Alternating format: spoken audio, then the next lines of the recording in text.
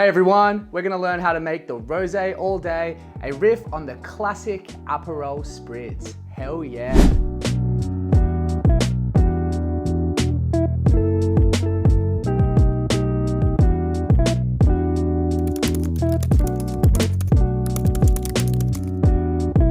Alright, we're gonna serve this one in our wine glass. We're gonna start off with 15 mils of lemon juice, 30 mils of our Aperol,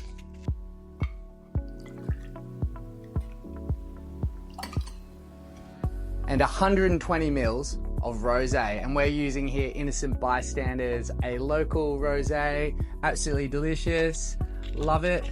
And just remember to make sure that you chill your Rosé before you're popping it in.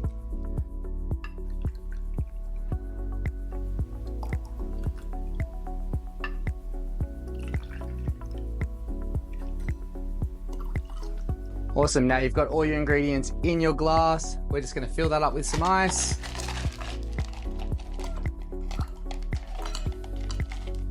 And a little dash of soda just to top it off.